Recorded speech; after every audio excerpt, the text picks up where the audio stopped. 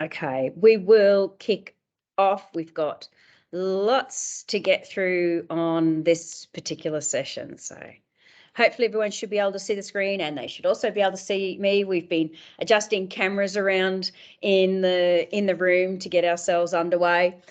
Thank you everyone for joining the Australian Adoption User Group.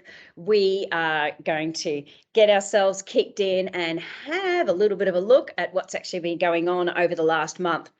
Now, we've changed it around a little bit. We've moved days and times, and I'm also changing the speaker slot. So we're going to have James speaking first in this particular session. So we'll kick in and get underway. I'd like to start by acknowledging the traditional custodians of the land on which we're actually meeting today, which is the Gadigal Nation of the Eora people, and pay my respects to their elders past, present and emerging, and extend that respect to any Aboriginal and Torres Strait Islanders peoples here today. As always, we do have a code of conduct to be respectful when we're chatting, talking, and our opinions can be wide and varied when it comes to user groups. So thanks for being also patient and friendly. My name is Kirsty McGrath. For those that are actually new to the session, my details are everywhere, really. Oh, good. So what have I been up to? I always like to start with the what have I been up to. MVPs have all been awarded again. So let me jumping around. So I have received my 5th award as a Microsoft MVP, of which I want to thank you guys, because a lot of that really comes also from you engaging with me as much as I am engaging with you and coming along to things like my user group and keeping us up and running. And it's been running now for, I think this is going into my 5.5 years, I think, of running the user group. So it's been going for a while now. But and I also, I always do the whole, have I made any cakes? Yes, I made a cake. This one was a Harry Potter theme, the Gryffindor house. She was turning 60, and it's all her colours, the colours of sort of that real sort of red, burgundy and gold. I had a lot of fun doing that one. So that's what I have been up to. And now I am going to swap over. We can see what James has been up to, which is probably an awful lot of busy online talks when it comes to Yammer and Viva Engage. So I am going to pass over the screen in just a second, and I thank James for joining us from Canada. I'll let him do a little bit of an introduction and going through, and we will have his presentation. I'll put it into the link for you. So we'll have that sort of at the end of the session if they can send through. So I will now hand over. I will let you take control of the screen, James, and start presenting to others. Thank you. Hello, everyone. And it's very nice to be dialing into Australia. I got to admit, sadly, I'm originally from the UK, so I did watch with sadness the last episode of Neighbours last week. I don't know if anyone else did. It was quite cool to see it. I'm calling in from Vancouver, where I live these days. I wondered how many of you attended the webinar that I delivered on Wednesday morning, your time. Because I'm going to do a kind of abbreviated version of that.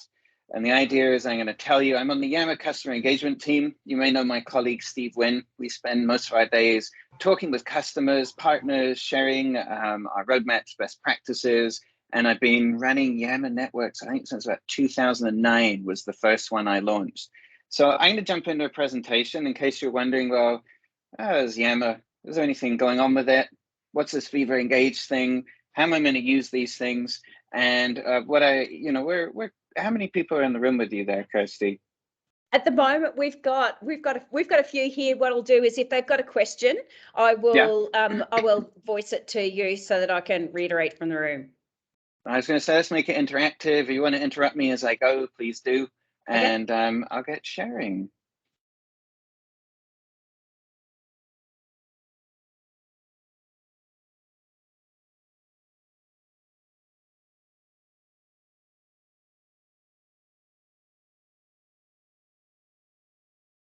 And as the obligatory question, can you see what I'm sharing?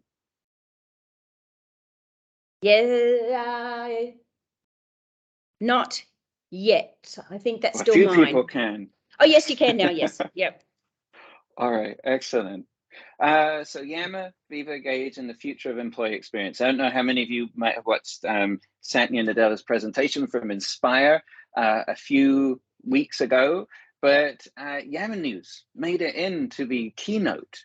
And what was it about? It was about our new product called Viva Engage. How do we get there? And what does this mean for Yammer? What does it mean for Teams? What does it mean for Viva? I'm just going to do like a really quick backstory so you know where all this came from. And then I'll go into what this actually means and what it looks like. So during the pandemic, I know especially in Australia, lockdown hit really hard. And what was really interesting about it, even within Microsoft, is Yammer became really more popular. All these companies that were working remote, employees were trying to find a place where they could connect with other people, not in private. So yeah, there's teams, but you have to know who you're going to invite in order to make more, to have more people in a team. Yes, there's email, but we all know email's a black box. It's excluded first, and it's who you invite in. And what we found is people found Yammer. They found created groups around dogs, around, I had the other day, car mechanic enthusiasts, and ways of connecting in the same way that you would in the lunchroom or in the corridor. And as a result, we have tens of millions of users using Yammer really, really regularly. And Microsoft did a lot of research about what did we learn from the pandemic and what have we learned coming out of it. And I always think the really strongest thing is this kind of catch-22. There's 73% of employees, and I'm going to be really honest, this is acknowledging it's knowledge workers, which I know I am, and I'm guessing most of you are as well, want flexible and remote options to stay. We don't want to do the 1-2 hour commute each way. We don't want to do the 9 to 5, and we want that way of flexibility around our life and also to deliver our best work. But on the flip side, and this is what's kind of strange about this, is the number one challenge of hybrid work is everyone wants more connections. And so how do you balance that? And when you do, when an organization does it well, you get increased employee engagement, increased profitability, retention goes up as well. And the challenge for companies using a tool like Yammer, and what we would challenge is what can we bring to make it easier to access and have these things happen? So we spend a lot of time talking about what does technology do? But with the whole Viva experience that Microsoft is developing, and especially Viva Engage, which I'm going to share, we flipped the question. We wanted to know, well, what does a great employee experience make you feel? What does it feel like?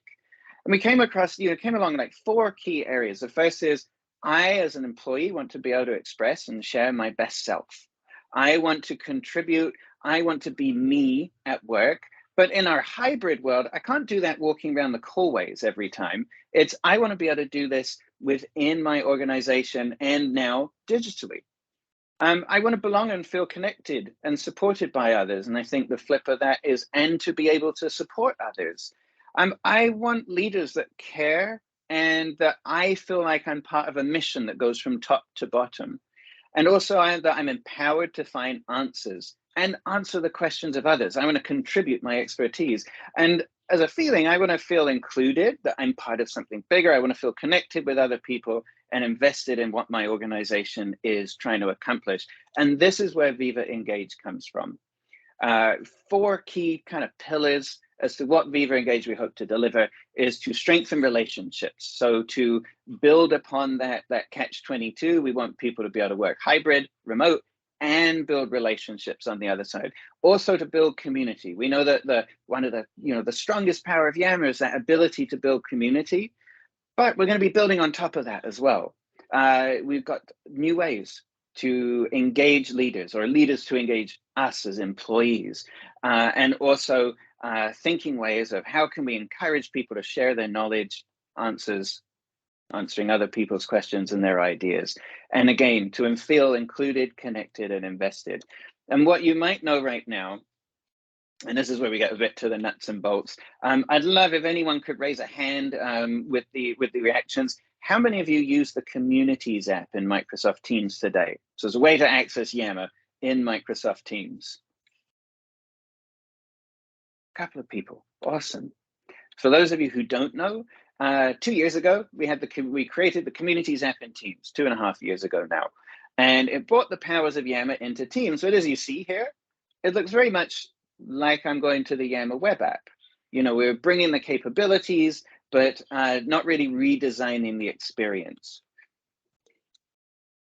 Just while my PowerPoint is halting there.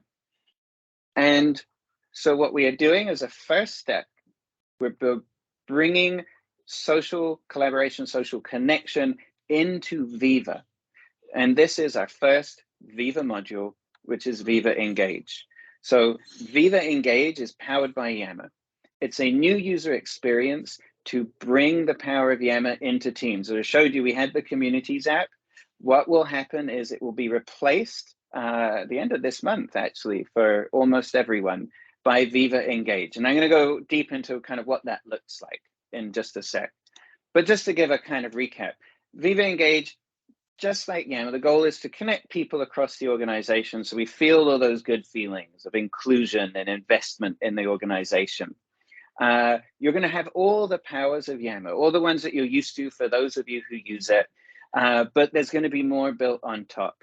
If you have a quick look at the bottom there, Viva Engage, subject to a change thereabouts, is this month. So near the end of this month, we will start the GA rollout of Viva Engage to our customers. And then I'm going to jump in and show you what are the new capabilities that are coming. Laurie, nice to see you. Your video just came on. Yeah, I've just popped in. Twice in 1 week's a bit, James, but I thought I'd put you in the background while I'm listening to things, and just in case you come up with something different. The new capabilities that we are bringing to Viva Engage are storyline and stories. And these are a new way to, especially as I said at the beginning, if I want to bring my full self to work, I used to have to think especially in Yammer, you know, where do I share in a community? What if there's a community that doesn't fit for what I want to share? How can I, in the same way that maybe I post to LinkedIn, build a kind of brand around myself, or to showcase my personality more? It's difficult to do that. And so storyline and stories are coming as ways to share updates, to celebrate milestones, to create posts and stories that reach your followers across the organization, and to discover and learn more about leaders and colleagues. I'll just take a quick pause before I jump on. Any questions, comments before I jump into what all this actually means? All right, looks like we're good. So Viva Engage, bringing Yammer superpowers into a new Viva app. Now that doesn't mean that we're changing everything. We still will have the Yammer web and mobile app. We have over a decade's worth of customers who are happily using the Yammer web and mobile app, and those will remain the same for now. It is the app in Teams that is going to get the update. And I don't know how many of you use Viva Connections, but Viva Connections is a way to bring your SharePoint intranet into Teams. So Viva Connections brings SharePoint into Teams in exactly the same way Viva Engage brings the powers of Yammer into Teams. So you can access all the communities, and I'll show you storyline and stories as well, all from within the same application. Now, I just have to stop sharing, share something else. Bear with me 1 sec.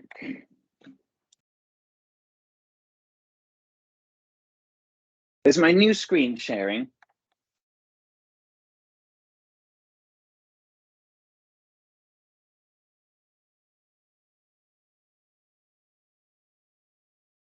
Thank you, thank you. Even the Teams window disappeared. So this is Viva Engage. This is Viva Engage in Teams. Just going to point out a few things. Let's restart this. You'll notice the new branding. So yes, you can still edit and change, edit the name and change the logo of the Viva Engage app, but the branding is going to be very strong at the top. We're fully bringing the Yammer experience into the Viva suite now. So something that is kind of missing from it. This whole way of connecting with leaders, connecting with each other. And you'll notice that we have a new navigation at the top. I think the biggest thing that I really like and is a difference is you'll notice that those of you who are familiar with Yammer, the communities on the left-hand side have disappeared. And what we've done is we've moved them over to the right so we can give more space on the screen, and in particular to make the publisher, which is what we call this box here, to make that front and center along with your feed. To get your communities, you pop out from the left rail. Everything is pretty similar. You have your communities, you have official communities for those of you who have turned on and marked certain communities official. You have the unread message count, and communities look very, very similar as well. So all the same capabilities, the types of post, the way they show up, but some of the things I really like, photo has disappeared from this one, is just how much it draws your attention to what you need to do in order to connect with others. Now, as part of this kind of re-engaging experience, you'll notice that the community icons are now pulled through into the community bar. So that gives you a really good opportunity to talk to your community managers and make sure that the community cover photo and the icon and the info have all been redone. And if we jump back in, I'll show you another reason why, and that's because we've got a new experience to help people find communities. Again, the images are going slow, but what this does is we were trying to help your users find the communities that are most useful to them. First of all, the ones they've joined, obviously very helpful. But again, we're putting through the kind of the engaging style of the communities. So the UX is really helping people, you know, if you're a community manager and you make your community look good, people are going to be attracted to it. We recommend communities. If all of us were in a community right now in a Viva Engage network, it might recommend our community to some of our colleagues that are not active or have not looked at that community yet. And also finally giving a proper place for official communities. So for those of us who put in the, you know, kind of the extra steps to mark a community as official, which means it's kind of like this is the more corporate line for an organization. We're bringing these to the attention of users. And then finally, we have storyline, and that's what I'll jump into right now.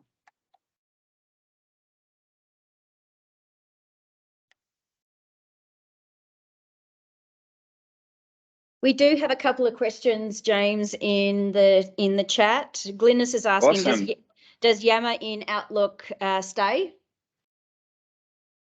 And Glynis, do you mean the way the notifications are in Outlook? So I've got the new view of Outlook, and then on the left rail, there's To Do and there's Yammer, along with some other apps like OneNote and PowerPoint and so forth. Got it. You're like me, you're using Outlook Web? No, it's not Outlook Web. Oh. It's on the desktop. It's desktop? It's the new experience. Got it. It's going to be Yammer. It will still be Yammer right now. Okay, cool. Thanks. Yeah. Emma, you said I can't seem to find Viva Engage in Teams. It doesn't go GA, so it means that you won't have access to it until around the last 2 weeks of August. What happens is if you go and have a look in your Office 365 admin message center, you should see all the instructions as to how it's happened. So you won't see it yet, no.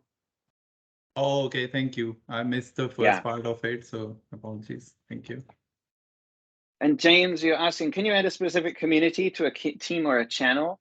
No, you can't. It's still separate from your teams. If you think about it, you have your chat, then you go down, you have your teams, then you go down, you have your communities. And I think it makes sense to kind of complete them separate. Cesar, and I hope that I've pronounced that correctly, if you have Yammer right now, you can turn this on. So you can add the Communities app in Teams right now, and you will automatically get the Viva Engage experience come GA at the end of this month. For questions about cost, everything I'm showing you today if you have a Yammer license, you will automatically receive the things that I'm showing you as part of that license. And I think Yammer is included in pretty much every license. I'm sure there might be a Microsoft person somewhere on the call or in the room. I have a $6 Canadian a month smaller business license, and it still includes Yammer. So I will still be getting this experience within that too. So it says a leadership decision. It could be a decision as to whether you want to add the Communities app in Teams, or then when it comes GA, the Viva Engage app. License discussion, cost. If you have Yammer right now, you will have this included in your license. I hope that helps answer some of that. No problem. All right, next slides.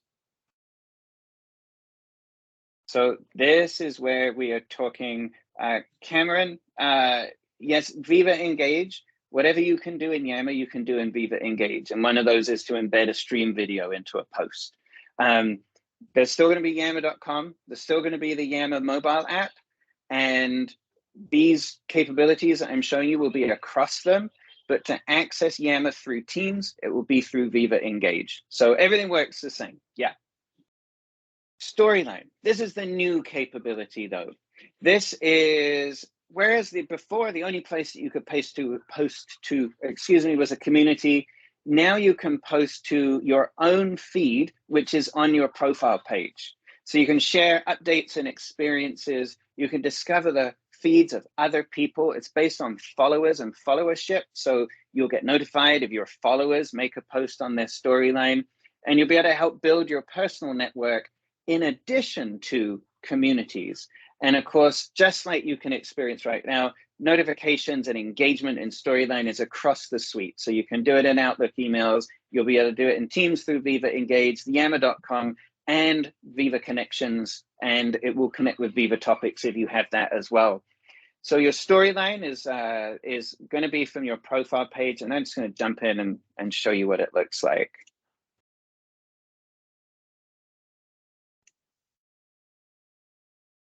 Let's do it quickly. There we go. I'll go back now, sorry.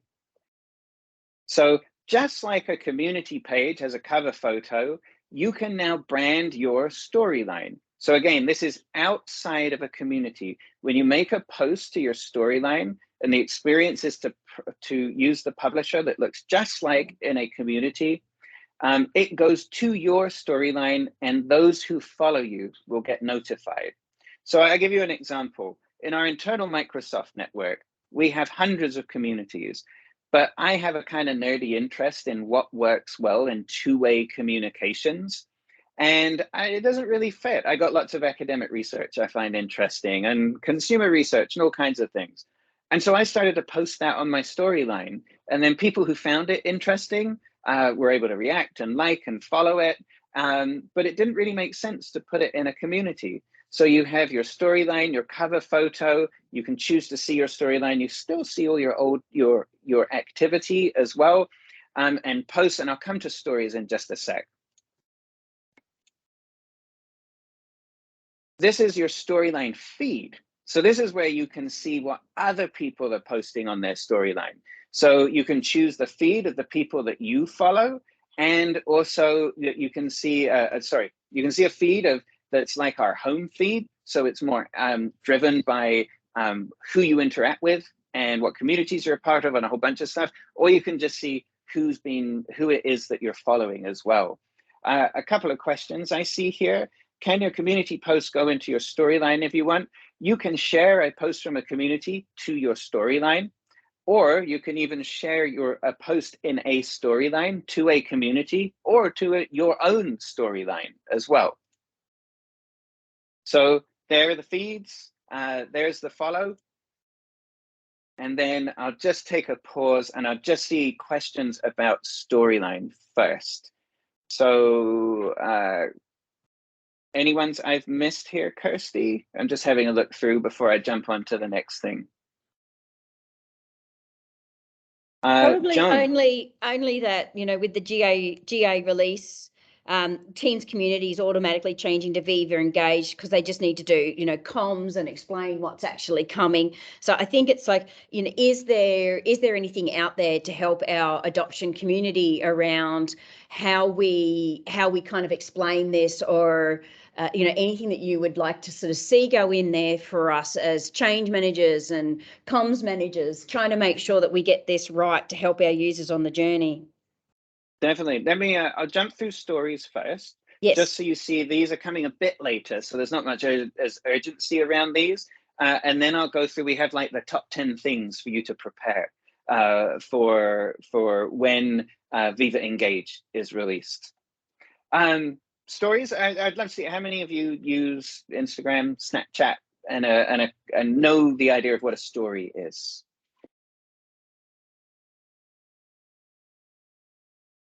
A few, yes, excellent.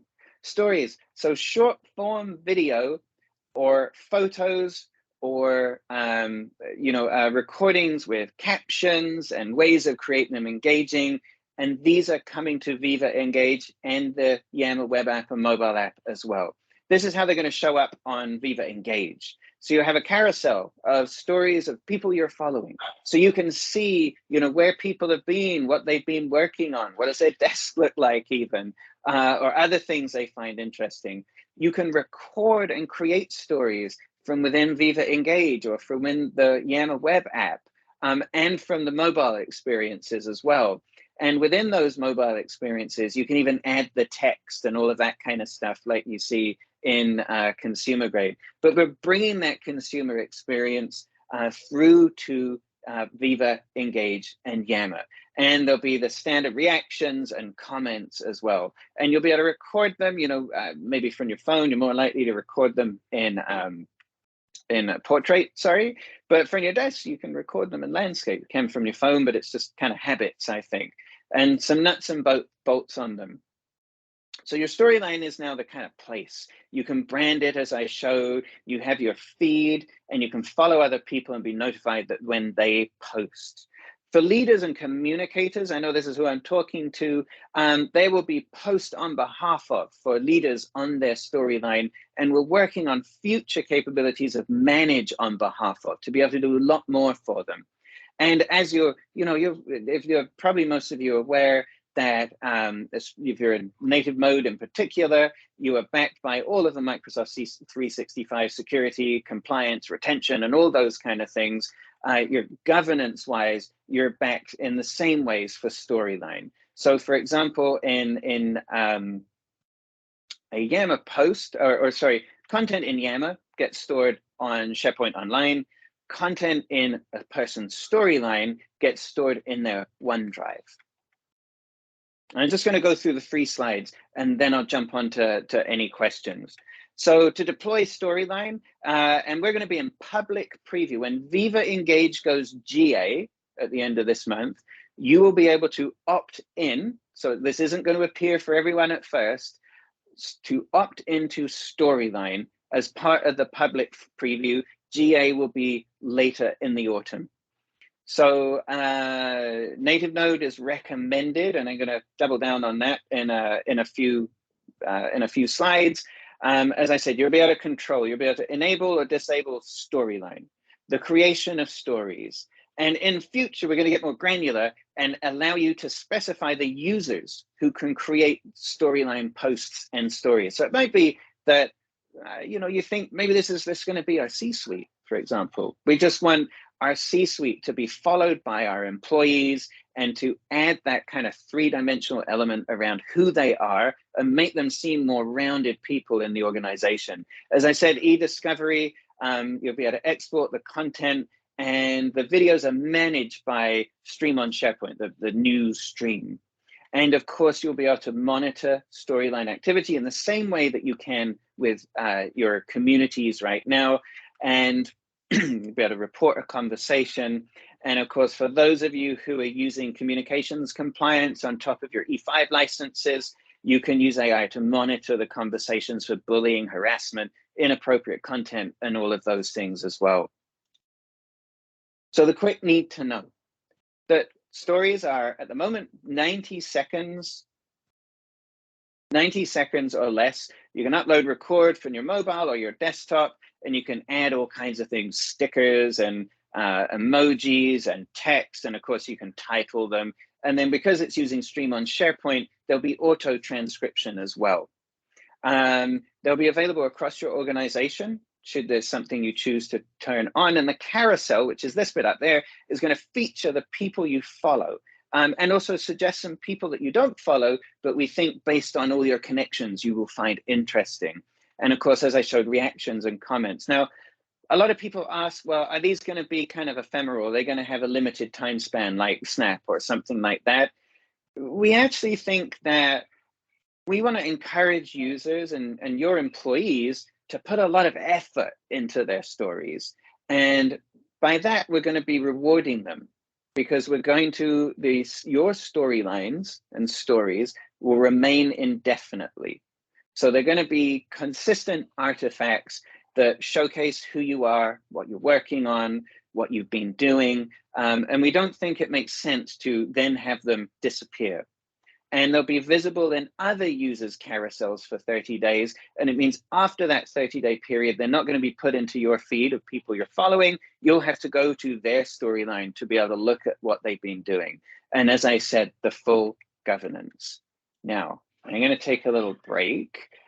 Questions we have. Joy, it's a good question. Will storyline be available in Yammer? Yes. Everything I've shown you here, one, is included in the licenses you already have if you have Yammer in that license. And two, yes, all these capabilities are going to be on Yammer.com, on the Yammer mobile app, and in Viva Engage, which is the rebrand of the community's app in Teams. Any other questions? I saw a hand raised that disappeared. I hope I didn't just talk over it. I apologize.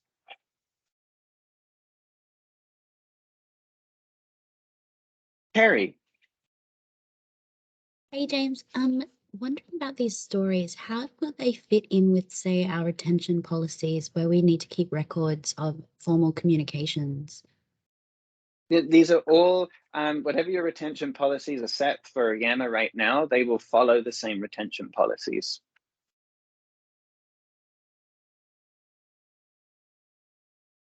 Was that good? Sorry, it was a very short answer. I hope that was Yes, the one you were hoping for. Yeah, yeah. No, I just all wanted the to know that they governments were synced. We have another couple of questions in chat. One of them is this in addition to Delve information? This is separate from Delve. And we've also got Kay's asking, what about after an employee has left the organisation? Will their stories still be available to discover? And that's going to be different. It depends on what you do with their OneDrive. So stories and storyline, the content in storyline posts, so sort of attachments, photos, those kind of things, are stored on a user's OneDrive. I can get a bit more details for you. We goes into a bit too much technical detail for this call, but it's a good question, Kay. And yes, it depends on what you do with a person's OneDrive afterwards.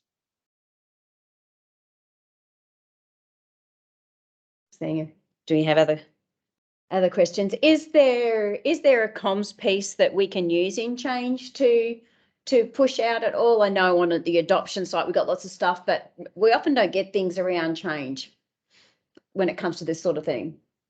Has it been thought about? It has. Let me jump through a few other slides, and at the end I have a bunch of links. I have about five more slides to go through that will give you some extra information. Okay. Well, Kerry's also asked, so like the app storage, like Form Stream, Teams recording, storing this are either going into OneDrive or SharePoint? Yeah, so right now, content that goes into a Yammer community, so that any attachments you make there go into SharePoint Online. Stories and anything you attach to a storyline post go into your OneDrive. Thanks. Okay. So what can you do to prepare? We realize this is a change for sure. And I'll go to Carrie. Is engaging Teams a precursor to a branding change to Yammer? No, not right now. Viva Engage is our first experience of our first iteration of bringing the Yammer experience into Viva. And there are plenty of ways of where that can go afterwards. But as I said, we have tens of millions of users that have been using Yammer for over a decade. And so any changes we make will be, a long time considered. This is just a first step, and to really bring that social connection, that building connection, and helping belonging and trust into the Viva experience. So quick timeline again. So Viva Engage GA is at the end of this month. So those of you who have the Communities app in Teams, you are going to see that change to the new Viva Engage experience. Also this month is an opt-in public preview of Storyline. And please reach out to me and I can let you know how that happens. For those of you who are super excited by Storyline, a lot of our customers have been brainstorming ways to experiment with it. We may or may not have a number of more announcements at Ignite in the middle of our autumn here. And then Stories public preview is going to come a bit later in the autumn, and Stories GA is going to be early next year in January. Now, what can you do to get ready? The first, you like the teaser, thank you. The first is to install the Communities app for Teams. So you can do there's two things you could do. You can install the Communities app in Teams globally today, and then at the end of this month, it will become Viva Engage. Or right at the end of this month, beginning of September, you can have the Viva Engage app installed and pinned for all your users in Teams. This is a consider, but I'm going to word it a bit stronger. If you are not in native mode, and native mode means that all your Yammer and Viva Engage is integrated with Office 365, Office 365 groups. So all your users are connected to Active Directory, all your communities are backed by Office 365 groups and SharePoint Online. And if you have not considered doing this yet, we strongly consider it. It's not required for what I've shown you today, but it may become required in the future. So if you're in comms, please go have a chat to your IT team and say, are we in native mode? We need to make sure that we are. If you're in IT, go check, are you in native mode? Begin that conversation, begin that process is our strong recommendation. The second one, I'm sorry, I said this earlier, this one as well, but take advantage of the opportunity. A lot of organizations on our webinars that we gave earlier this week said this gives us a great opportunity to reinvigorate our Yammer networks. We have this new point of access. It's where people are working already. It's a brand new experience. So I'm going to work with the community admins to refresh the communities. Like, do we update the cover photo, the icons? Try different post types, try the capabilities of Yammer, update the info, for example, as well as communicating to users that this is coming. In the notifications management within Teams is exactly the same as it is right now if you're using the Communities app.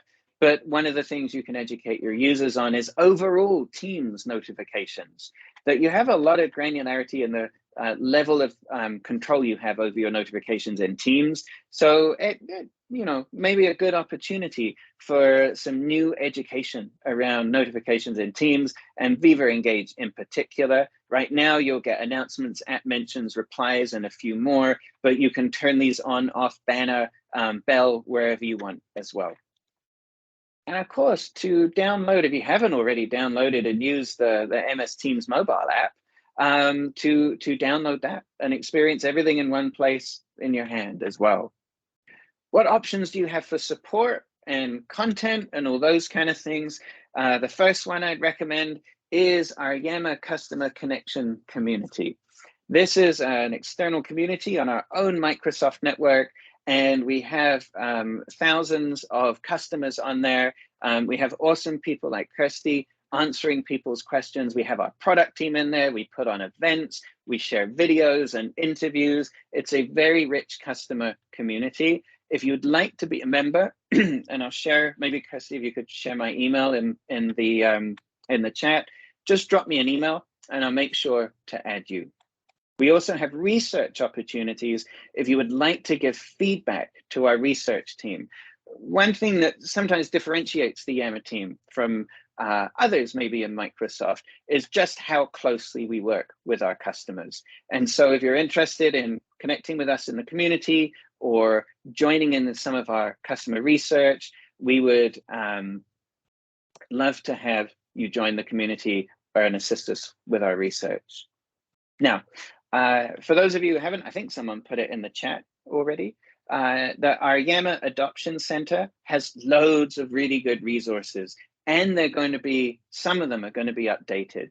So whether you want to know how to engage leaders, whether you want to know how to support community managers, whether you want to just get started or host a live event or look at our lookbook as to what you can do, our resources, thank you so much, Blake, have tons of information, but we're also building new pieces. So there are, for those of you who have looked at our Microsoft Tech blog, there are 4 or 5 blogs already, including an FAQ.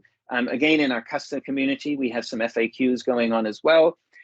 We also have Get Ready for Viva Engage blog, and coming very soon from my amazing colleague, Alison, are the Viva Engage lookbook, and the one that I really, really like is the Storyline Playbook to help you get started with all these things.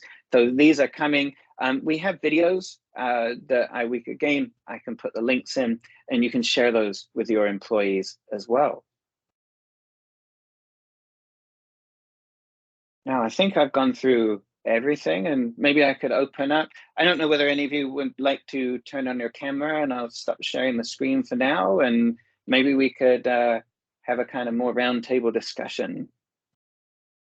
There was a question in chat. Kerry's asked, is there a plan for Yammer / Engage to deliver a live event experience similar to Instagram, Facebook live stream with reactions and comments streaming through and the number of viewers online? Yeah, it's an interesting question.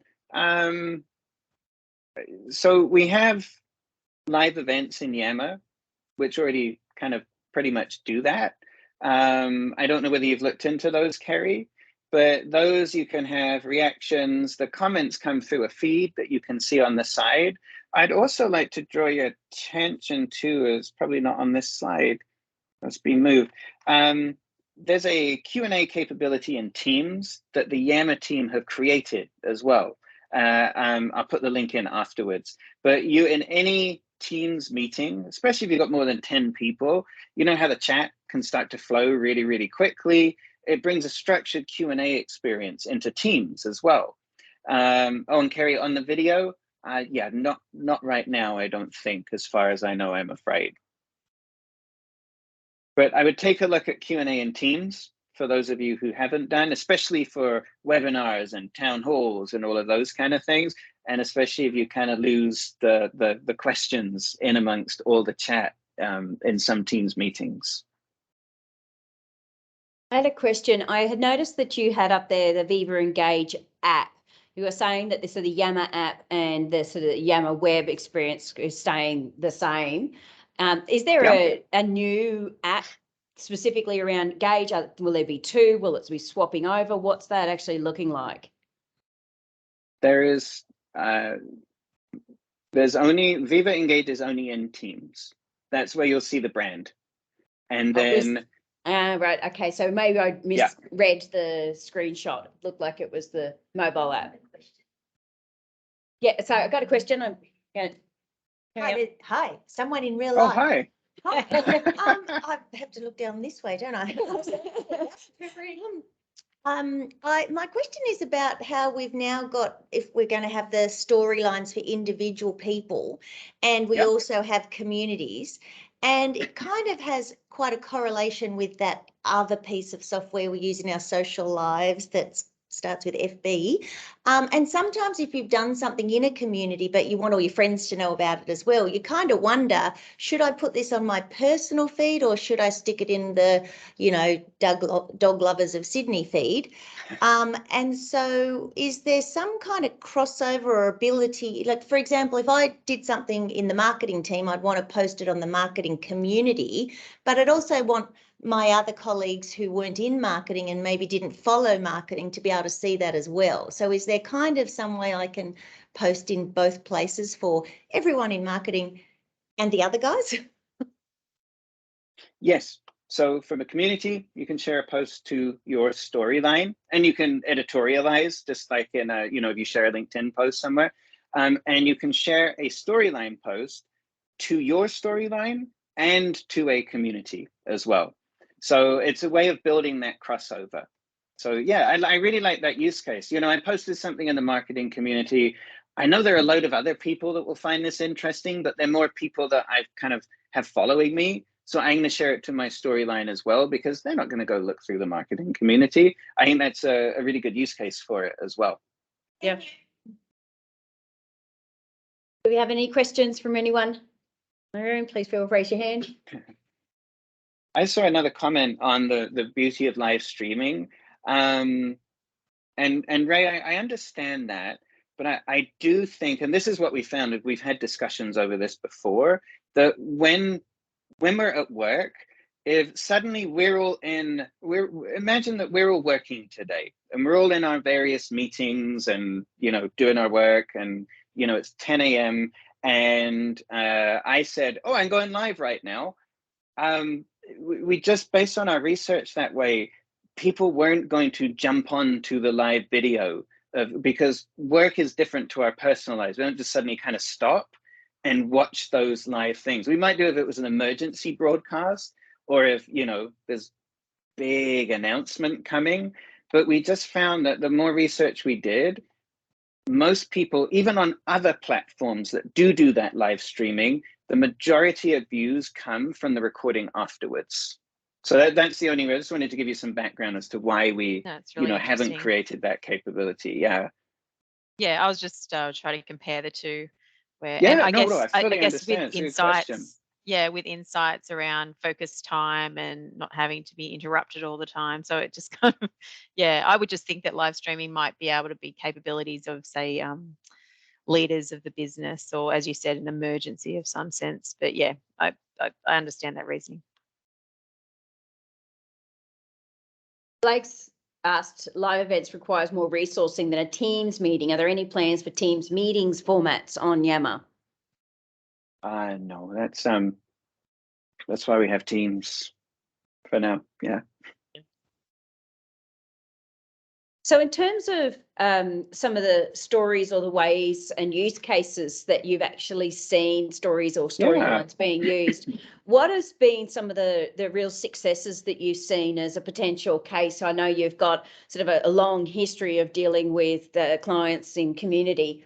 It'd be good to sort of get a bit of an idea for our community who have to often do up, you know, business cases if we've got to try and take it, even just Yammer Live, for example. What are some of the things that you might actually recommend? You know what? I think the first great use case is around bringing more of a leader's personality to your employees. So, I mean, there's two things. We really want leaders to post in communities. Hang on. First of all, we really want leaders to know that they should post something.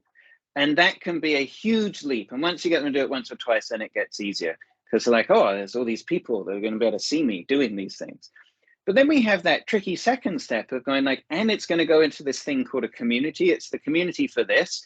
And suddenly there's there's kind of two hurdles that you as the, I was lucky enough in some of my jobs running Yammer networks that that was my job. But I know that for many of us, it's, if you're in comms, it's one of 5 channels or it's side of desk. And so you're trying to get these leaders to do these things. And what we've found, the best use case is leaders as that first step to make posts. And my favorite one is actually from inside Microsoft. There is a CVP, which means she's super senior. She runs a part of the business. And I have no idea who she is. I've never met her, don't get emails from her, anything like that. But she started experimenting with Storyline, and internally we've had it just for a few longer months. And she started out doing a 5-minute update video. This is on Storyline, and just sharing her 5 things top of mind. And she did it once a week. And it was great. I was like, oh, this is kind of cool. This is a leader willing to kind of jump out there, put themselves out. And she came across as really warm and personable. Then she started experimenting further. Like the next thing she did was an interview about allyship with an internal subject matter expert. And I mean, it's kind of nice to have a leader that admits vulnerabilities around things, and she was doing that. But suddenly it was like, not only is she sharing what she's working on, she's sharing some of her interests. Then she just posted a picture of a book she was reading on Juneteenth and her favorite quote and why. And it was very, very powerful. And more people are following her each time. So if she's got a comms person working with her, is to say, you got 1,000 reactions to this already. You've only made 3 posts. Like, it's an easy way to get that feedback. Then what was the last thing she did? She posted just pictures of her taking interns out for lunch.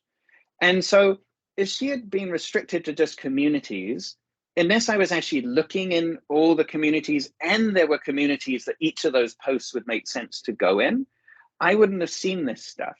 And now I feel like, a bit like when you listen to a podcast for a very, very long time, you think you know the people that you're listening to because it's that kind of intimacy. From looking through her posts for the last 3 months on her Storyline, I feel if I bumped into her in the corridor, I could have a conversation. I know a few of her interests. I know a few of the things that are top of mind for work. I think that I could, do that in a way that would never have been possible without this capability. So that's my favorite example. A great example as well, because often we have to start from there to get engagement a lot of the times. For sure, it's hard, right? Yeah, it really is. I mean, what I love about, I think, Viva Engage is it gives us that opportunity to push some, like we say, a bit of fresh blood into the likes of sort of a Yammer or a re-invigorate, or if things are going a little quiet, it's a way to promote it again, because there's nothing like something new happening, something that's big, to try and do another big push, a big kind of new media release, newsletter, and get the pom-poms out, as I like to say. Now's our opportunity to do that, and before it kind of hits us with an automatic rollout, sort of, we have to move fairly fast, actually, as a community to make sure that there's something ready, considering it is going to be hitting us pretty quickly. Like, imagine, I know a lot of us would probably run, getting people to post in community campaigns, trying to get people to make their first post. Like buying a lottery ticket is your biggest chance, the biggest probability where you can increase your chances of winning. The biggest hurdle is getting someone to post once. Imagine instead running a competition for people to just do a first post on their Storyline. Imagine building that into some training, and automatically they're in the training, you can have people follow each other, and you're already building those networks and helping build that trust. So maybe then they'll go explore communities after that. Like, I don't think they're going to distract from communities. I think they will do a few things. I think they will help your all company feed not be filled of everything if you haven't already restricted it, because people have a new place to post the things that are about me, which is a lot of what social media is about. And I think it just takes away that extra hurdle of convincing leaders to be jumping on. So, James, I know organisations that have turned off the ability to be able to record and stream. And what does that then look like for stories or storylines, or where they only want very specific people to have that turned on? Because I've seen that somewhat regularly, especially across government here in Australia, where they turn those sorts of things off. Mm-hmm. What does that look like then in the Engage app, where they've done that sort of thing? I've worked with some of your government organisations, so yeah, I understand that. And there is going to be, at first, it's an all or nothing choice, but we are going to be building in soon after the ability, probably through Active Directory groups, to point out who has access and who does not, to be able to post on stories and on Storyline. Okay, right. That helps us a little, because I know that it's going to be the very next question that I get asked in the Gov organisations I've been working with. Yeah, absolutely. Any other questions from anyone before we move over into the what's new? And there is a lot that's actually happened from the recent Microsoft conference.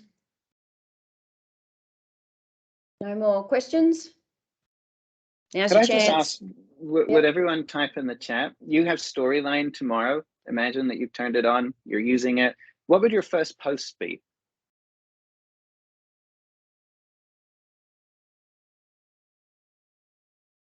For those of you who are consultants and stuff, maybe in one of your organizations that you consult with, what would your first post be? A hello world, says Blake. And you'd get reactions from that. Yay, Melinda. That's it. They've attended an adoption session. Can anyone see this, says Laura, Dr. Laura. Much better, way better sense of humor than some of the other webinars I've done. Well, it is Australia after all. Exactly. I'm glad. It's a nice way to end my day. Yeah. Some funny ones. Yeah. Yeah, I'd like to grab these. These are great. Awesome. What I work on. Look, and there's so many different things. You know, there's lots of different learning. There's so many, field type stuff that might be going on. You know, here's a picture of what we're doing in the community, literally out public community, and putting things into stories, and how you can bring the customer into inside the organization is some of the stuff that I see that can be of real value too, because often we don't know the voice of our customer and we need to hear it. I like Nicole's answer. Pieces of thought leadership, articles I'm writing to gauge reactions, start a conversation, especially we don't have a community to do something like that. Yeah. Or it feels a bit forced, or you're not sure, you know, it's I want to share kind of what I'm thinking about, and I don't want to get shut down in this community even. It's a safer place to start with, for sure. Yeah, some great suggestions. Well, thanks very much for that, James. I do appreciate you coming in and having a chat with everyone that we've actually got, both online and in person. And as we'll have this live online, and I will now go through all the what's new to adoption. There is some big stuff that's been happening across even just adoption, let alone right across the 365 suite. There is a lot to go through. So feel free, James, you can either stay and continue to see what we actually do, but I know it's getting late there for you in Canada. I would love to. I have to put my kids to bed. They have the dogs barking and they're screaming on a balcony here. Thank you so much for inviting me. Evening chaos. Thanks for joining us, James. Thanks to everyone for your interaction. Thank you so much for your questions and stuff. Okay. And we'll grab your presentation. Thank you. Yeah. Bye. Righto. Well, let's bring now everything back open. And I'll just start presenting my screen. So bear with us.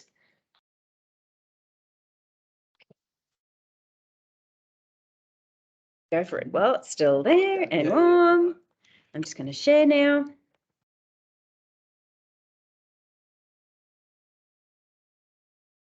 Okay.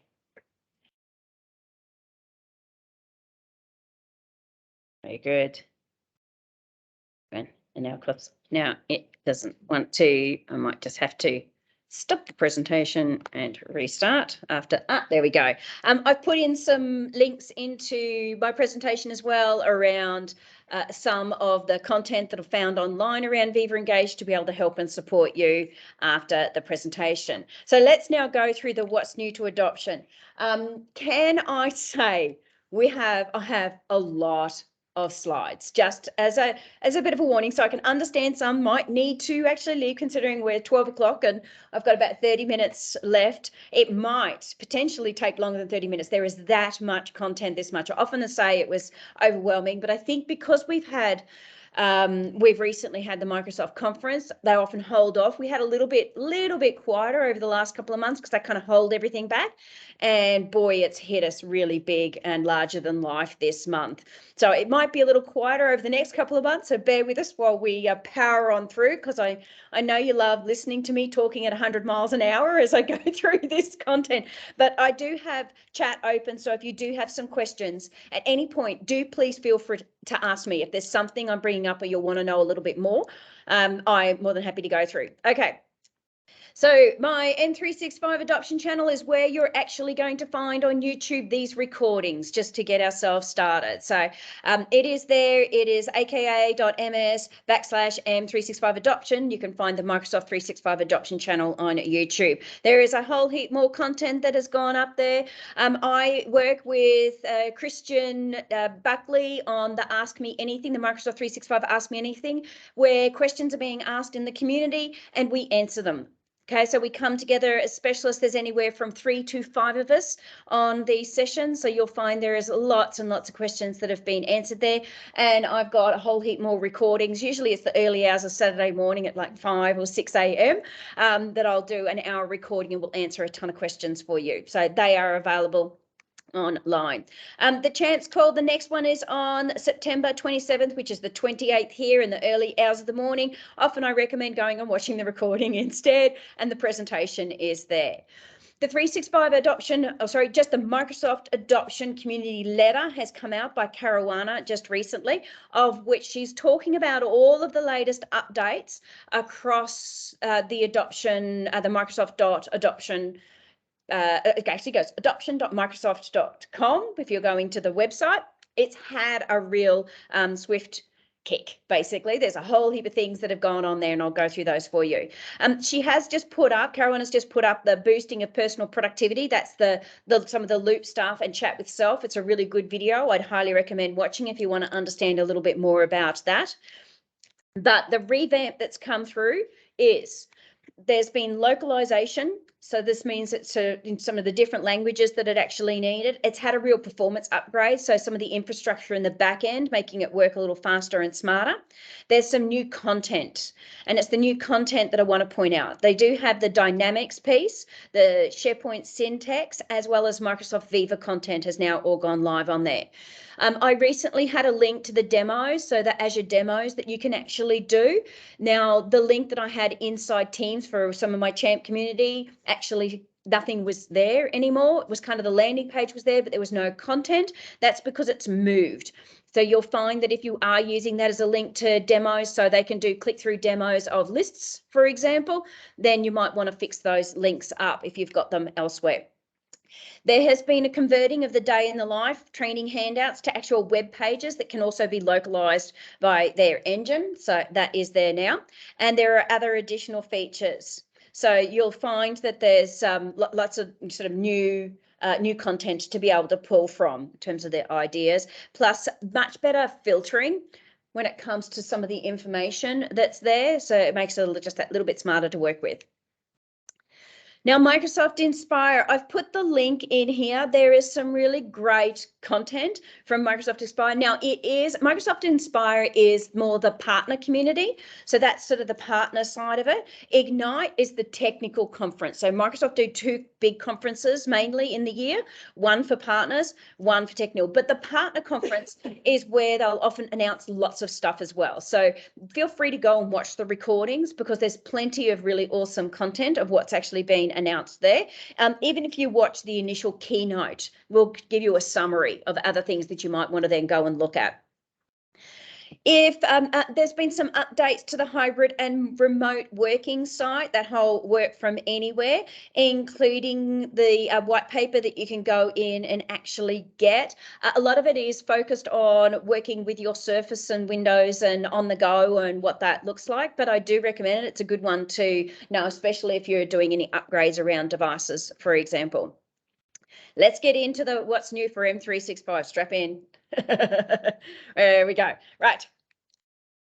Some new custom backgrounds that are actually in the galleries that are really great. Being Pride Month, there's some really lovely Pride backgrounds that you might want to actually include for your Teams backgrounds for diversity.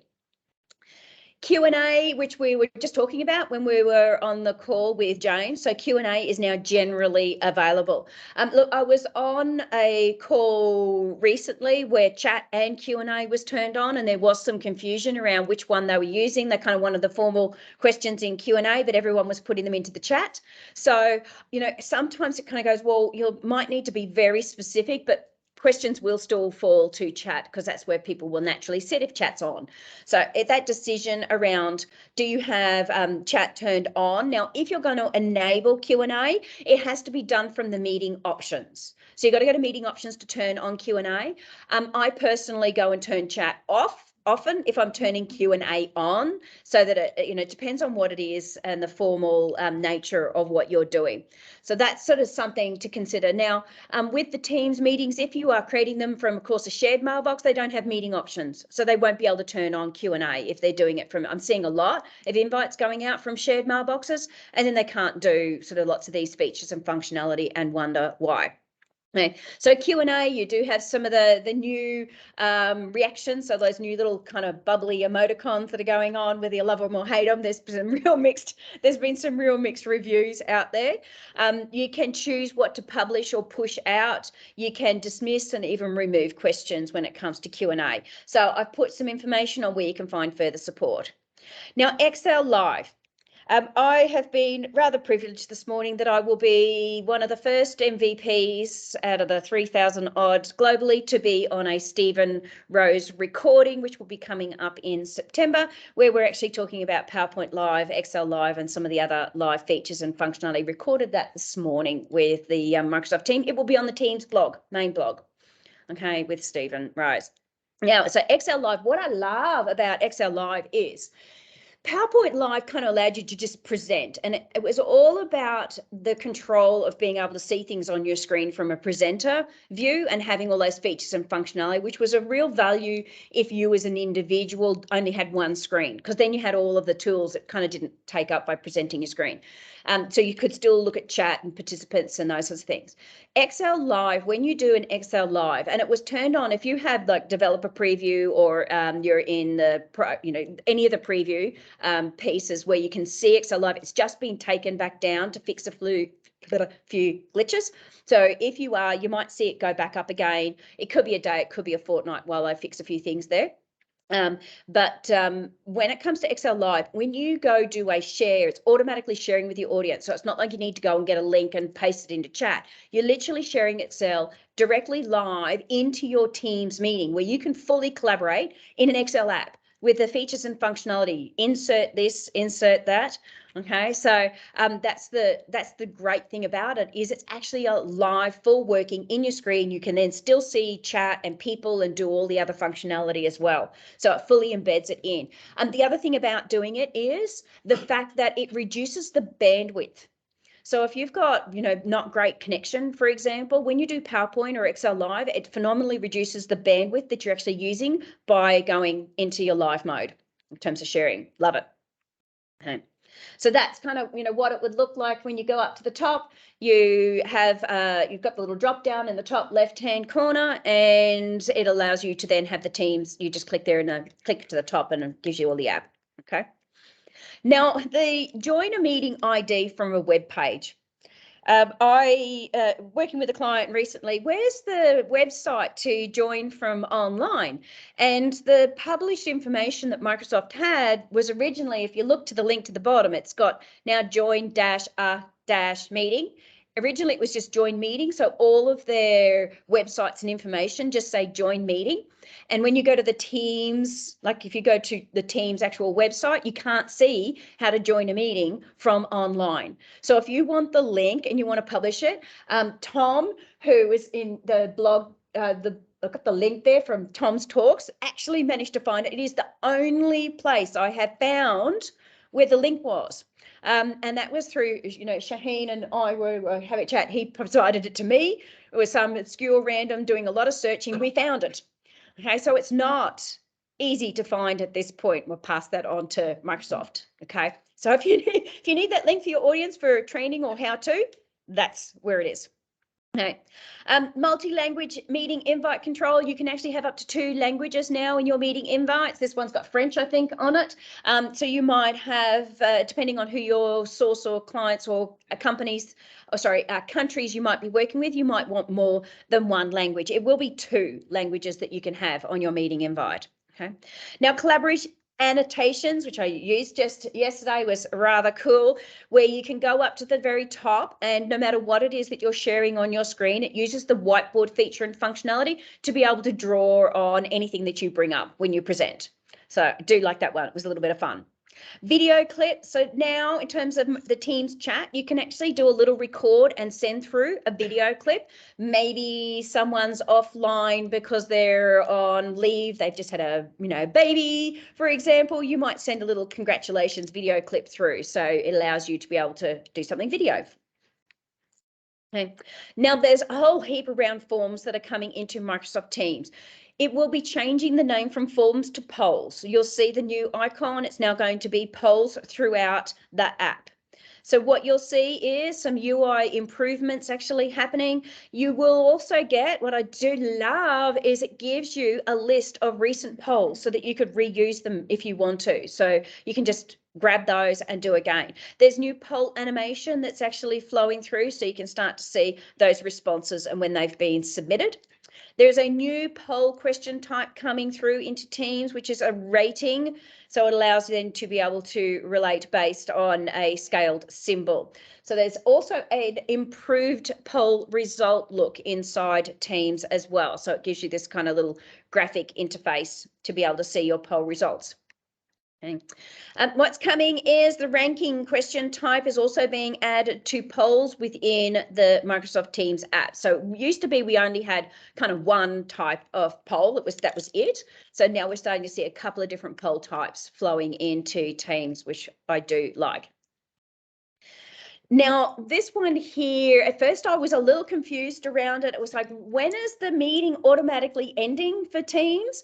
I was like, if I'm not, first I thought, oh, if I'm getting in there 30 minutes early and I haven't done anything for a while, is it going to just shut it down for me? It's like, no. At the end of the Teams meeting, if you haven't done anything at the end of the Teams meeting for 10 minutes, there's nothing going on, no interaction, it will end state the meeting for you. Okay, so it just shuts it down. It will actually trigger it. That's if there's only 1 person left in. But if there are 2, it's not going to do it. If you dismiss the notification, then it's not going to be seen again for the meeting. Okay, it won't give you that risk of ending anymore. So it will just then stop. Because often we have just 1 person hanging around at the end of the meeting and it just keeps it going for hours and hours. And so now it will kick them out effectively. Okay. The pop-out shared content, you may have seen this one flow through for you to be able to pop out different things like your PowerPoint Live or your Whiteboard and bring it into a separate window inside Teams. Now, it is, the caveat on that is that it depends on the devices. If you've got a 4 or a 5-year-old kind of laptop, potentially you may have an issue in terms of doing some of these more modern features and functionality. Okay, so it does depend on the device that you're using, but most modern devices will. Assigning seats, we did see in one of the previous sessions, we had when we were looking at the new features around our together mode, that there was actually some changing there on that one where we could assign seats and it looked like you could do video as well. Haven't seen any more on the video piece, but the assigning seats, I do like this one. So you can create then a very specific layout with the participants. Yes. Stop the recording. Look, yeah, I always recommend that if anyone's doing a meeting and you're the organizer, don't just leave the meeting unless people need to stay in the meeting and continue if you've gone. I always go up to the very top and do the drop down button, go end the meeting, which would automatically stop the recording. But, yes, look, once there's no one in there, it would stop the recording if all you did was leave and leave it running. So it always goes based on the end of a meeting to turn off recording. So if someone's hanging around, you could be recording potentially for hours, yes. There's been some usability improvements when it comes to your notifications in the meeting, those sort of little bubbles and pop-ups and where they're actually sitting. So it's had a bit of a change in terms of a bit of a kind of a drop down. Okay. You can now, when it comes to doing breakout rooms, if it was in a meeting and it was done from your calendar, then the pre-assigning of people in breakout rooms was there. But when it came to pre-assigning in channels, it was a little different. If you had a channel meeting, that's actually changed now. So you can start to do some pre-assignment. Now you can do it before or during. So you've got both options now when it comes to channel meetings. So forms, when it comes to forms, you can now distribute your forms by using Teams as that new channel. So when you're in Forms for the web, you can actually go share the survey or quiz directly into their Teams chat or channel. So from the web app, so there'll be a share to button effectively coming in. With your Teams rooms devices, when you walk in there, if you're going in and it's 10 minutes in and it's a booked room, and there's no one actually there, what you can do is check them out and actually release the room so it goes back onto the calendar effectively. Another thing that you can do now on the device itself on the screen is you can even go, I'm going to be in here for longer. I want to take it and extend it. So you can extend that room booking in there for another 30 minutes or an hour so people don't assume that it's free and rock up at the room to walk in and they're booking it literally as they're walking down. Okay, so do an extension.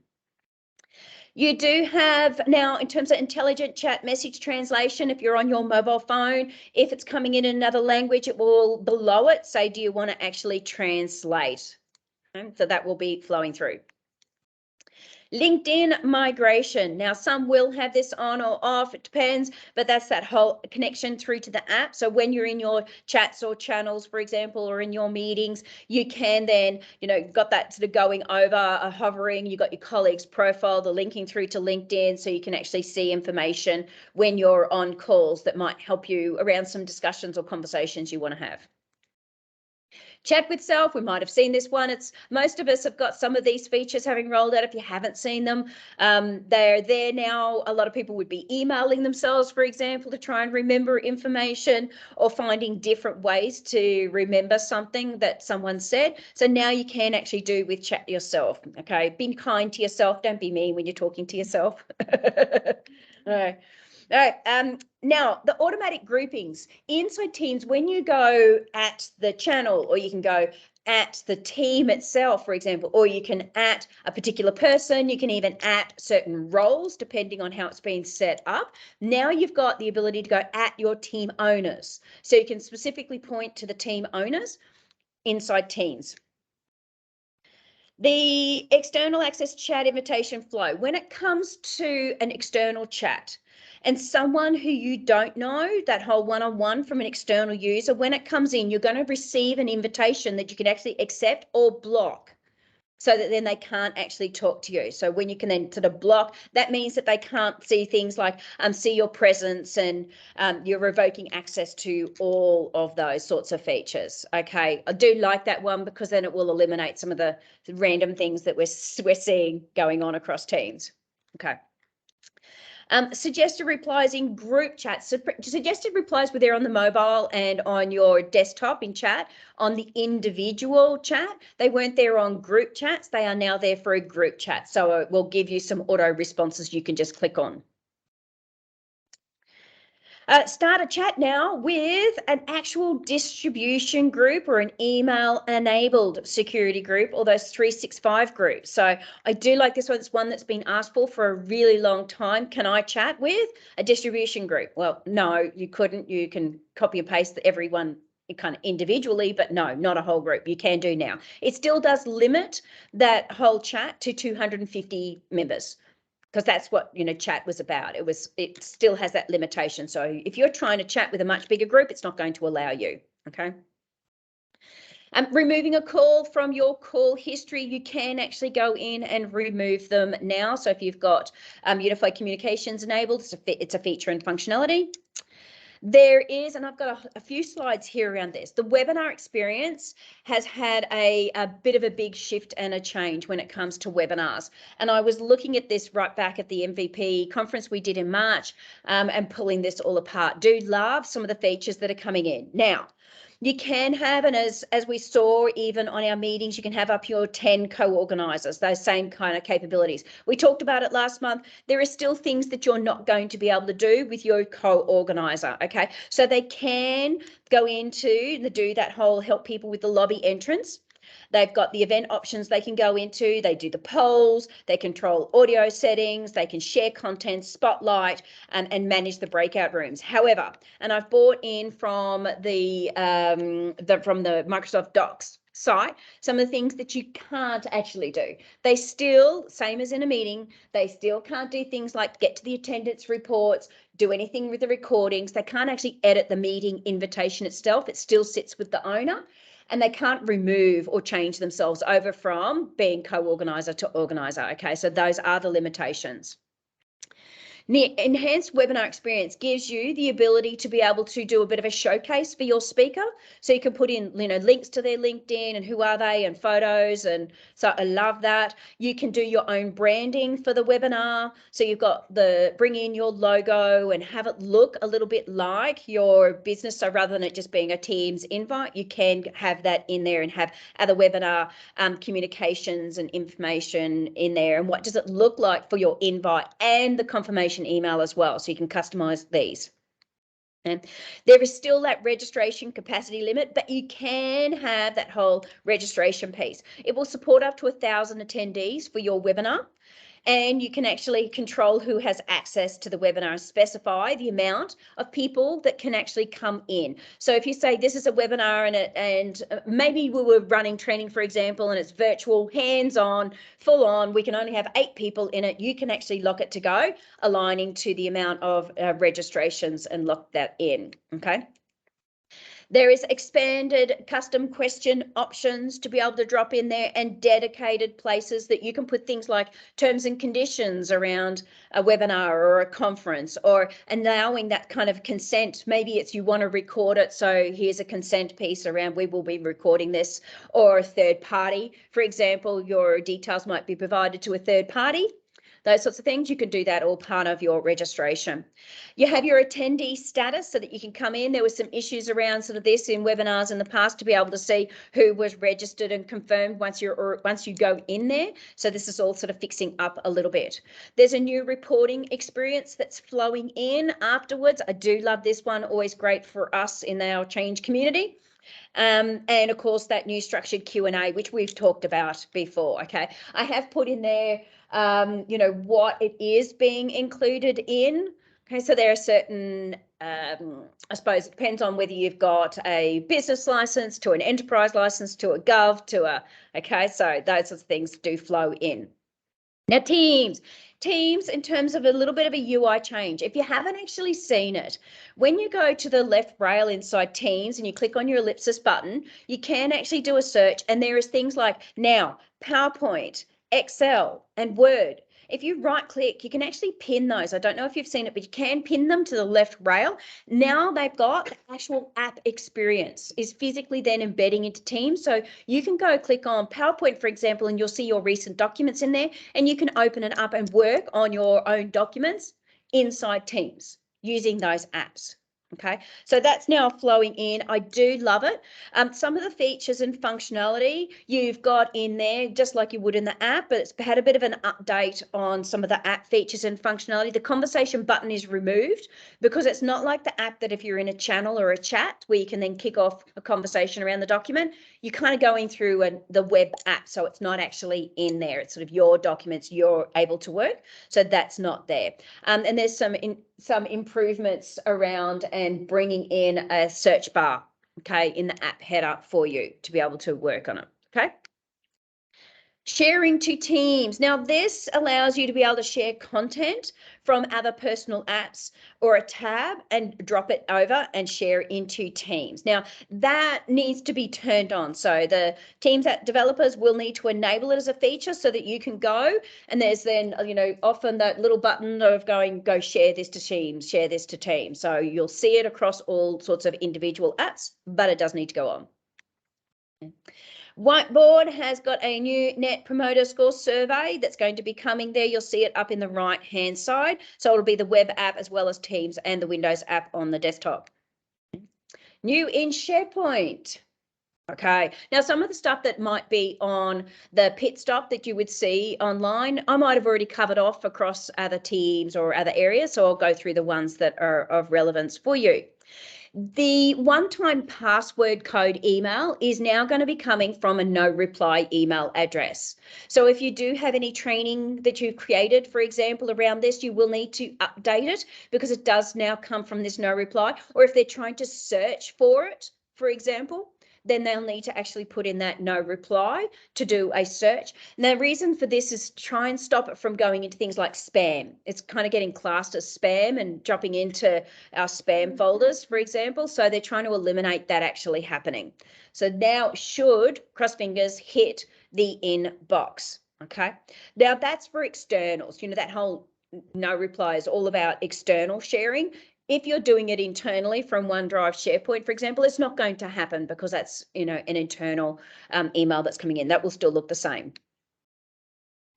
Review mode. Now, this one we'll have to explain, I think, to our users. There's lots of changes that have been slowly and gradually happening over a period of time. If they had done this massive update in one hit, it would have been a bit overwhelming, but they've been gradually rolling out some of the changes. So the latest one is review mode. Review mode says that when you send a link out, it's automatically going to be in review mode. So when they edit, it goes straight into tracking changes and they can comment, and that's all. Okay, so it's not about editing the document and just doing anything and everything. It does kind of lock it down. It does go into review mode. So then that way you have a little bit more control over your document. So that's now that third feature of view, edit, or review mode. So you'll need to make some changes if you've got guides. Okay. There is a change in the OneDrive share experience drop-down menu. So now what's going to happen is you've got three there. So you've got the share link, which is the, you know, share it to email or send a link off, for example. That's going to do that Outlook direct. Then you've got the copy link. And then you've got managing the access, because that manage access got a little tough there for a while for people to try and work out how to revoke access. I wasn't loving the recent experience. So hopefully there's some changes there. Okay. So that's that new OneDrive and SharePoint, of course. It's not just OneDrive, it's SharePoint, because whatever we do in one, it's going to be in the other, same sharing experience. Now, I don't have a screenshot yet of the new kind of activity column that you will have over in OneDrive. Now, you'd have that in the past if you clicked on the little eye, the information, you'd be able to see the recent activity. So you've got your overarching activity for the whole of your OneDrive, for example. Or you can click on a file and then you get the activity for the file. Now, what's going to happen is that's actually going to be a column that's going to arrive. So you'll be able to see that in a column so you can see all that activity in an actual comment. So it'll be a little bit more revealed and not hidden. There has been some new iOS infrastructure that's come into play when it comes to OneDrive. The team have done a bit of an apology if anyone has actually seen it at all in the message center. So they've had to come around and go, we started rolling this out back in March. It should hopefully be finished soon. So that's been flowing through. So a bit of an interface update. When it comes to lists, libraries, and subsites, there was always a recommendation around only having 2,000 for each of those. However, it was not a hard line around stopping people from doing it.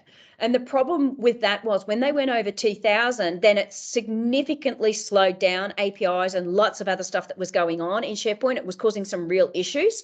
So what they've done now and coming up, it will be a hard line in future, and they will get a message saying it's actually exceeds the list or a subsite or whatever it is limit. Okay, so they won't be able to do it in future. Hard line stopping. It was causing way too many issues across SharePoint. Private drafts. This one I know that as a community, a lot of people have been waiting for, especially when it comes to comms team. This is a massive one.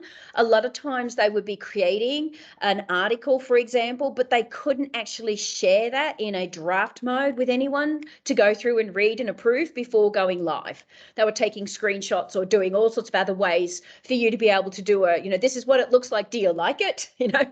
So we've now actually got that hitting us. It should should be done by mid-September. And I know quite a few people that are very excited about that particular one, and they've been harassing me. Is it here yet? Is it here yet? So I like it. Okay, lists having that conditional formatting flowing through based on particular rules that you might put into play. So that's that, formatting your view. Stream has got a lot hitting it. And the reason we're seeing a lot coming in, and I've just put all this in here with links to further information off it. This is the web app, by the way. There's a new app that's coming out for it as well for Stream. Now, what's happening was when we saw the change going over to OneDrive and SharePoint, it came over and all it did was just do the recording and that was it. You couldn't do anything with it. So we're now starting to see those features and functionality rolling over. I spoke to you on the previous sessions around, you know, those features and functionality, the thumbnails and the chapters and the, you know, editing that came into play. It's now going a step further. So we're starting to see more and more features coming in. So there's offline caption and transcript editing, for example. You've got custom thumbnails now and titles and descriptions, and there's heaps that is there. I highly recommend going and have a look at this. Now, the one thing I will say is going to have a path change. Okay, so a bit like some of the others, it's going to be doing the stream. I think it's pretty certain it's the stream.microsoft.com. It's not actually there yet. It still defaults and goes to the old sort of Stream, but before too long, you will have another access point for Stream. Okay. There is the ability before too long when it comes to recording, you can do this as like in OneDrive, you can go a new recording. And this is all kind of tying in as well to things like the stories and stuff that we've seen with James. So recording, we're starting to see really flow right throughout. So you can then do things like, you know, make demos and explainer videos, for example, and then post them into the chats. Now you can do that with that new Stream camera. Okay, so you got the stream.office.com. You'll see that. Oh, sorry, I said Microsoft.com, didn't I? Sorry, stream.office.com is what I should have said, I meant to say. Select that new recording. Once it's complete, the video file is actually got a WebM, so WEBM is what the file name is going to be called, and it's going to sit in your OneDrive. Okay, so you can have those recordings there. Now, the other thing that's coming in on Stream is a video collections page so that you can gather and actually display all those videos from a SharePoint into one place so that you can have it as a tab and an entry point inside Teams to be able to support you on that one. Now, there is so all you need to do is on your site, you have to append in this kind of piece at the end. When you want to drop it into Teams, you need to kind of go change it. So you got a layout. So it sort of defines the layout when you put it into Teams as a link. Okay, so it kind of then adjusts it. Then you can edit and publish. Okay, so that's going to be available very soon. If not, I think it might even have just hit there. It's already sort of come in. Viva Insights. Based on past, we're seeing lots of changes constantly coming through and improvements when it comes to Viva Insights. There's now this hybrid workforce experience report. So it's kind of going, what's happening when it comes to your work? What's the impact, the out of hours that you might be doing? Are you doing really long hours, for example? There's sort of some different changes coming in there to be able to support managers in the business. There's a meeting effectiveness report that's coming in, so you can have a look against your goals and give sort of ample notice, for example, if you need to, around ending on time and are people multitasking, for example. So some of those best practices. There's a meeting effectiveness report that's now coming through. Now, a lot of this is the extra features and functionality. So you're having to pay for some of those extra Viva Insights features, by the way. There is a meeting category insights in the Viva Insights app. So this one is part of the free. So you'll be able to see some of the visibility into how you're spending your time. Shared focus plans, so allowing your senior leader to be able to automatically book anywhere up to 4 hours where it can be uninterrupted time. And it's also kind of together. So as a team, you can have shared focus time where you know that from 2 to 3 or 2 to 4 every single Wednesday, you've got a shared focus time. Okay, where you know you want your team to not be in meetings and kind of help to block out time in their calendar. I do like it. Okay. There is the inline suggestions while you're composing your email. Now it was there in the desktop. It is now available in Outlook on the web as well. So there's all those inline suggestions. Sending praise. I have been using this one for a Champs community. So it comes up in Viva, in the Viva Insights inside your, like if you go for your Viva Analytics and your inside teams, it will give you a notification towards the end of the day. You can go in and go, do you want to give praise and set a reminder? So I have mine set for a reminder for 4 o'clock on a Friday afternoon. And for my Champs community, go and say, well, who is it this week who's done a fabulous job in my Champs community, for example? So great for senior leaders and recognition of different people along the way, or just even a reminder, is there someone you want to call out, for example? Okay. The employee learning API. So Viva Learning, one of the challenges we had for Viva Learning was that was very specific apps that you could actually plug into Viva Learning. And we often had other LMSs that weren't actually kind of this, but now what you can do is you can actually plug in pretty much anything and everything as a link. The difference between it is the LMSs that you have that are all kind of a part of those approved lists, you can then complete the courses inside teams. In this one, it will still take you to the LMS. Okay, so it's not going to stay inside teams. It will kick you off, but at least you can plug them in now. So everything can be plugged in. So everyone's got one place to go to see their learning. Even if it does take you somewhere else, you still got that overarching pane of glass over all things learning, which I do love. Okay. Is Viva Insights an opt-in service or part of Exchange Online? Look, Viva Insights, it depends. Viva Insights is there. It is standard. It can actually be turned on. An individual user can opt in and out of Viva Insights. They can kind of choose what they want on the Viva Insights. So they've got settings around sort of the analytics that were there, because my analytics have been around for a really long time. It's just the shift over from my analytics. But then you've had the paid solution, which was the workplace analytics, which is now the kind of the second tier Viva Insights, where you've got a paid solution. So certain ones are in the free, and then there is more features and functionality that are under the paid one, Victoria. So hopefully that kind of helps. It is plugged into Outlook as well. It kind of in the back end, analytics is plugged right across Teams, as well as how we're working on files, as well as, you know, there's sort of lots of things it's plugged into in the back end. Okay. Visio on the web has a whole heap going on with it as well. We're seeing some really great improvements to the web apps, where sometimes we had some real limitations. We're seeing more and more come through. Things like even at mention, there's a lot of new diagrams and all sorts of really cool stuff coming in. I highly recommend going and having a look at that. Now for OneNote, the Android app has had a significant interface update. Lots of really great changes. I recently had a chat with Greg, who is the iOS for OneNote. Lots that will be potentially coming down the line very soon for the iOS and upgrades. There's a lot happening across OneNote as the two become one over the coming, you know, year or so, too, whatever that actually looks like. But you know, with all that integration happening, we're seeing some real changes and a real refresh for OneNote. I'm really loving some of the direction that OneNote's actually taking. Now, the one thing you will need to know that if you did, not many of us often across our the enterprise side, but on the education side, you might have generated practice quizzes inside OneNote. When you went to the draw tab, you've got maths over on the far right-hand side. So if you were doing that, or you're dealing with your kids or anything, trying to help them, for example, then that's being turned off temporarily. Okay, because what they're going to be doing is it's going to be moving from the app, and it will be going into the desktop version. So it will be doing a bit of a flow over, and it'll be available again later in the year. I went and double checked. It's still on at the moment, but it will very soon be turned off. If it's not already off for you, it will be off soon. Okay.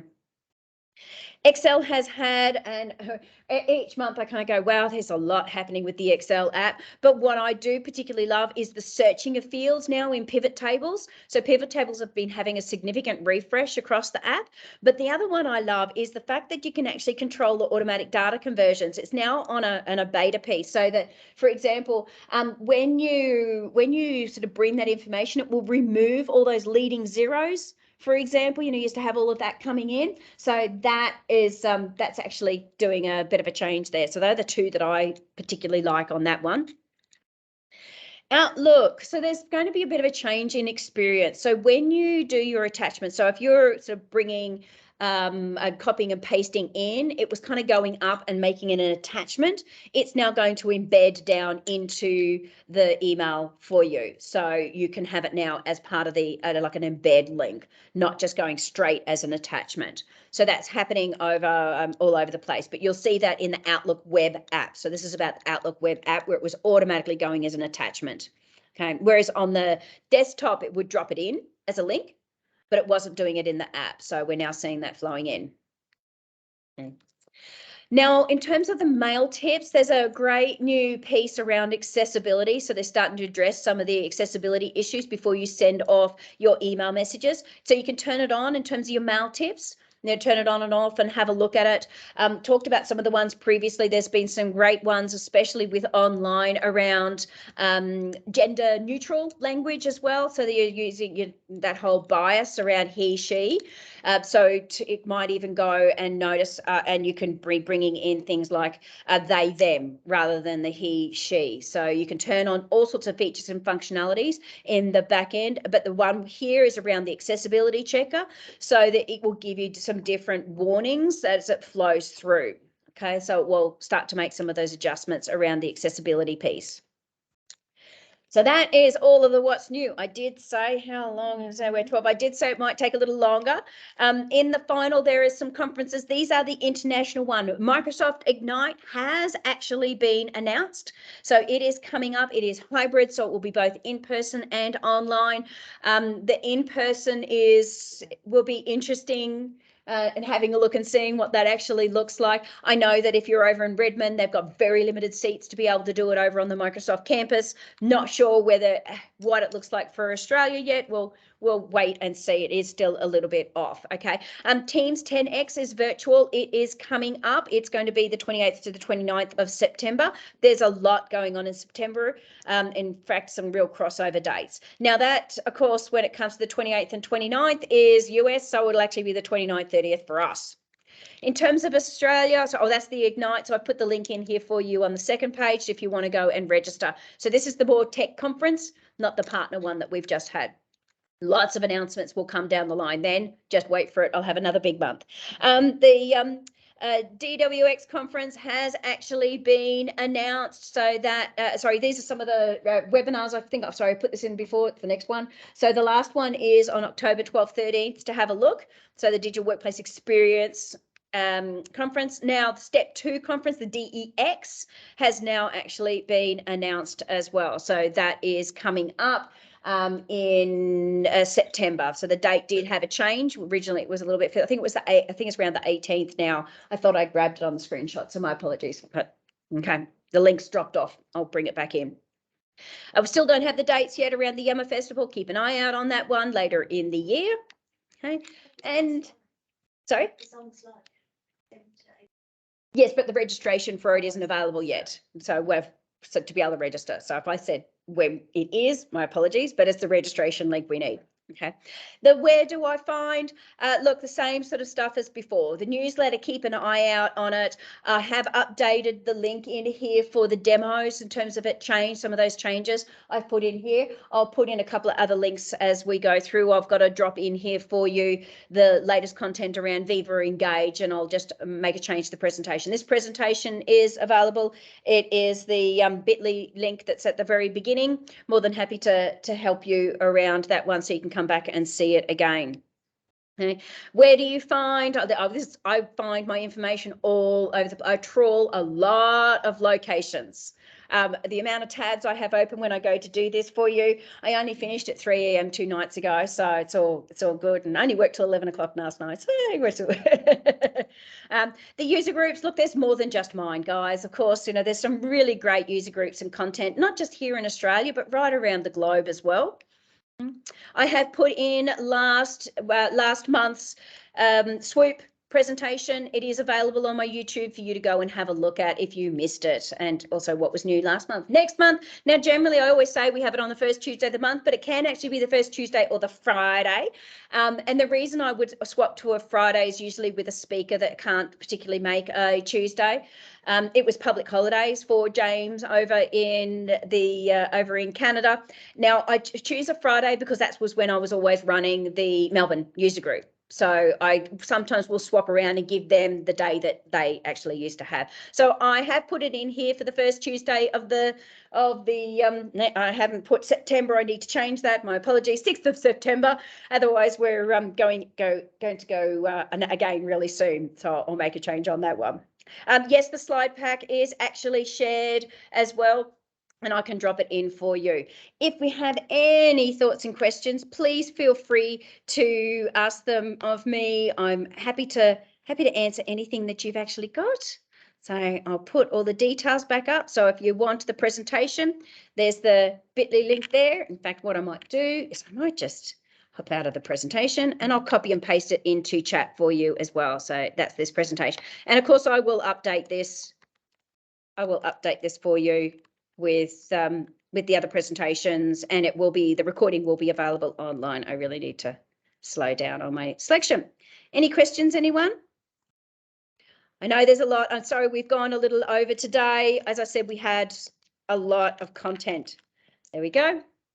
No other questions? If not, I will let you go. Thank you very much, everyone, for joining us. Really appreciate all those that come in, both online and in person. And have a fabulous month. And hopefully we get a little bit more sunshine here in New South Wales and around Australia. Bye all.